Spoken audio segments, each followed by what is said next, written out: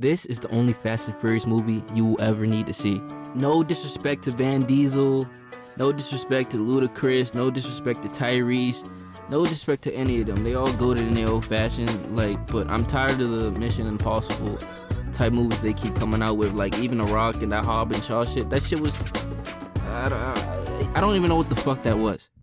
Every time you speak, just imagine this for a second. It's like dragging my balls across shattered glass, and it hurt. Hey yo, what the fuck? Tokyo Drift is a masterpiece. I don't know how it had no sequels. I mean, I guess at the time people didn't like it, but I just don't see how. It's nearly the perfect racing film, in my opinion.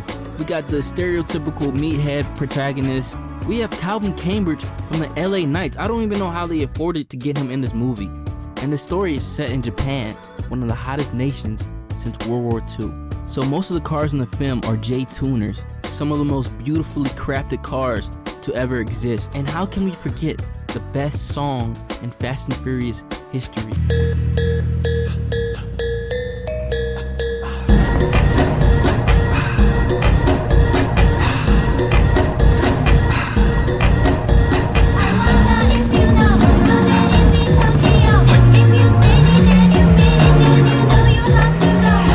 Rest in peace to Paul Walker, but that Wiz song has nothing on that. I'm sorry. I remember downloading that song off of LimeWire to put on my iPod Nano as a kid.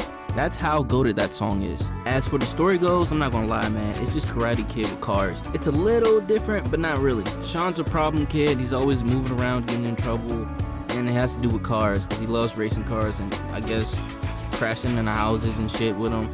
I mean, that's how he got in trouble the last time. So now his mom can't keep up with him, so she has to send his ass to Japan. I mean, none of this shit should be spoilers to you. You should have seen the movie by now. But anyways, Sean is a loner in Japan. He doesn't know any Japanese. He looks 30 years old. I don't know why anybody casted Sean or the actor for Sean as a teenager. He looks like he's about to hit 40. Sean goes to the beach. He goes to the beach. He meets the girl he likes. This is where we meet Cobra Kai, but instead of Cobra Kai, it's the goddamn Yakuza. And Sean's dumbass, he doesn't know. I mean, he must not have seen Sopranos, The Godfather, Goodfellas.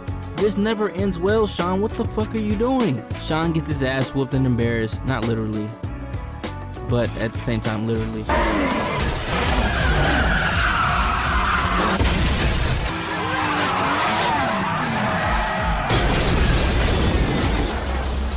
And here's where Mr. Miyagi comes in and saves the day, and Mr. Miyagi is Han. This story shines because of the characters, but not only the characters, the atmosphere, like the setting that each scene gives off. At this age and point in time in my life, I was already a weeb, man. I was already reefed the fuck out. But this movie sent me over the edge, from the car chases to them just cruising around Tokyo when they would boost and then use nitrous, and of course the Japanese women. When I was a kid, I used to think Japanese women were the greatest gift from God. Tokyo Drift almost feels like a show with at least 3 seasons to it. We go from Sean, the outcast who doesn't know anybody, to him, building bonds and having more friends. We also learn that Han is a part of the Yakuza, working with them, but he's also low-key stealing from them. So throughout his training with Han, stuff is going on behind the scenes through the background with him and the Yakuza. Sean and Neela are bonding more, they're getting to know each other more. It all happens very fast. But you know those Karate Kid theories where Daniel and Mr. Miyagi are actually the bad guy?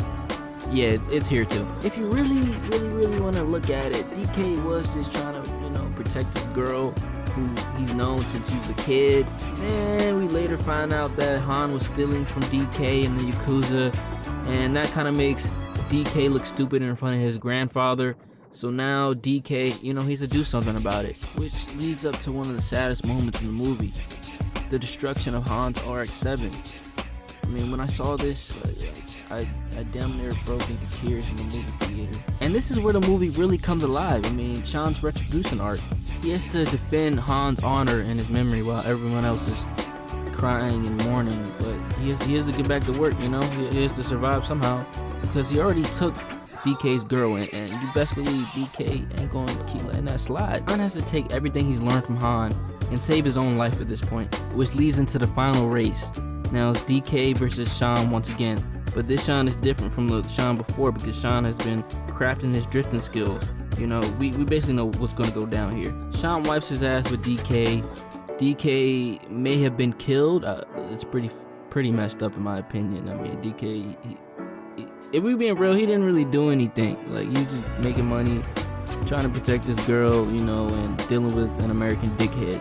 But DK may have been killed off screen. Pretty sad story, but not for Sean, because now Sean, he's the new DK, and he's the new Drift King, and now everybody loves Sean. He beats the Yakuza and he gets everybody respect after him. The story of Tokyo Drift is, you can solve any of your problems with street racing, unless you're DK.